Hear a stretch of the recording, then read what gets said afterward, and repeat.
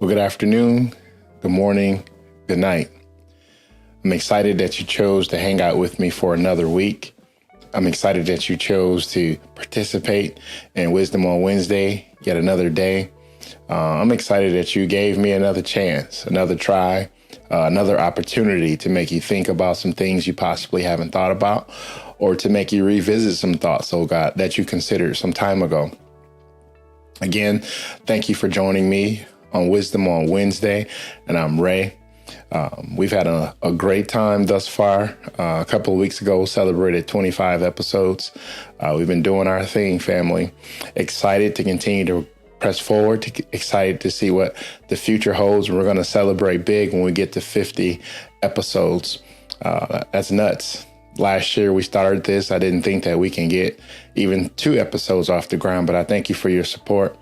Again, I need your support to help us get up to the subscriptions that we need. So keep doing your thing, keep sharing, keep liking the video, keep commenting.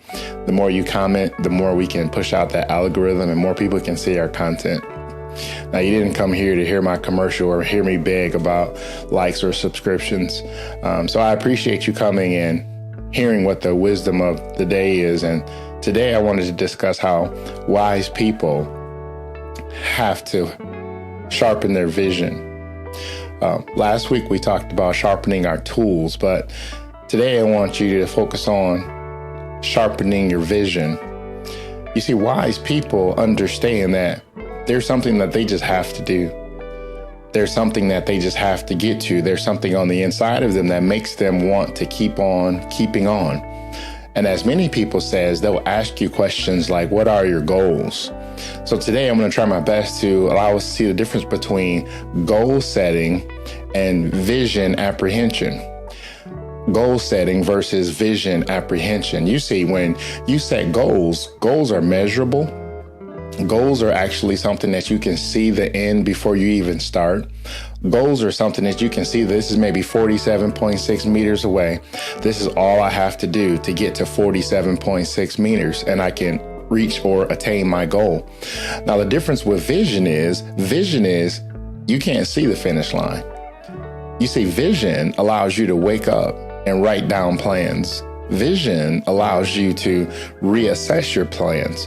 Vision allows you to want to do something with all your energy, all your resources, and you don't know where the end is. You just know that there's something on the inside of you that you just have to do. You see, vision will allow you to see things that aren't there. I remember being in the doctor's office, and as my prescription was changing, I had to humble myself because I had the proclivity to try to guess the letters that were on the board, embarrassed that my vision was getting poor, embarrassed that I couldn't read that final line, embarrassed that everything was an E, embarrassed so I was making up stuff. And the doctor finally asked me, he said, can you really see, or are you just making it up as you go? I said, you got me, doc. I don't really know where I'm going, but I know I need to pass this test.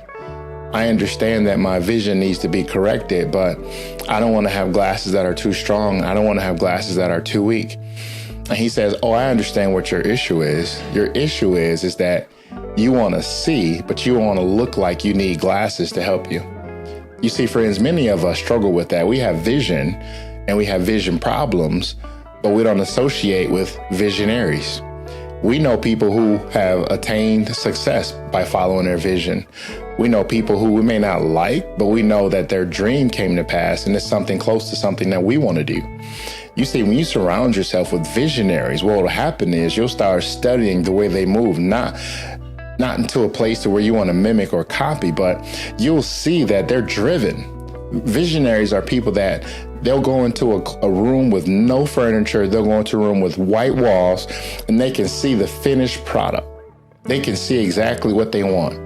Now, they may not know how they're going to pay for it. They may not know where the paint's going to come from, the primer, things of that nature for the colors, but they can actually feel the scheme. They can actually see themselves sitting in their new environment. Here's my question for you today. Can you see yourself, wise person, can you see yourself sitting in your dream? Can you see yourself actualizing those things you dream about? Here's what I want you to do. Don't be afraid to share your vision with people. Don't be afraid to share those dreams, those things that you believe God for. Don't be afraid to write them down. Don't minimize yourself. Don't count yourself out before you even start walking. You see, vision has to be refined. Before vision can be defined, it has to be refined.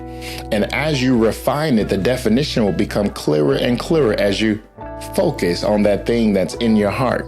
Now, how do you get that thing that's in your heart to your hands, and from your hands to your feet to the plans that are on paper? You have to first talk about what you want to do. You have to actually be around people who are doing visionary things. You've got to surround yourself with the right people who are actually trying to do those same things you're doing. Have you ever had a conversation with somebody who could not see? They were just blind. Not physically blind, but they were not a visionary. All the dreams you shared with them, they were just dream killers because they couldn't see. That's a great analysis, because you know not to tell that person anything else about your visions, about your plans, about your hopes, about your dreams. Because people can't kill your dreams because they're not excited. But what will happen is you'll get tired of telling your dream to people who don't receive your dream. You see how that works? So you have to investigate, you have to study and find out who will actually help me take this vision to the next level. You may not see the same way I see, but there's something in you that will help me get to where I need to be. And maybe my vision can help your vision in partnership. Together, we can get to a brand new place. But unless I talk about it, unless I share it, unless I work it out, unless I actually walk by faith and not by sight. Oh yeah, these puns are on purpose today. That I have to walk by faith and not by sight because I know what I'm supposed to do. I don't know how to walk it out. I don't know where to go, but I'm going to step because I understand the steps of a righteous man are ordered by the Lord. So I'm going to write the vision down and make it plain. And what happens, friends, is what I want to encourage you. When you write down your vision, when you pray over your vision, when you sit and think through your vision, what you just did was gave God permission to edit your dream. Now, when you come back and you assess as you ask God to lead, to guide, to direct, He'll help you understand this word. Trust in the Lord with all your heart and lean not to your own understanding. In all your ways, acknowledge Him, and He shall direct your pathways. Align your vision with God's purpose for your life. When you write down your vision, when you write down your dreams, when you write down your aspirations, what's actually happening is you're focusing on God and you're asking God to refine your dreams. So write it down, wise people. Don't be afraid. Write it down and put it before the Lord. Put it at your prayer table. Put it at your altar and ask God to make it make sense. Ask God, is this for me? Is this what you want for me? Or is this just something I saw on TikTok and I saw other people excited and I saw other people doing well? But what's for me is for me. So God, I want to write it out, letting you know I trust you to tell me no. I trust you to make my plans better. I trust you to edit my vision because I want to see your plan clearer for my life. That's my word today for wisdom on Wednesday.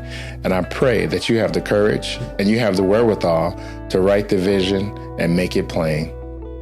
Have a wonderful day.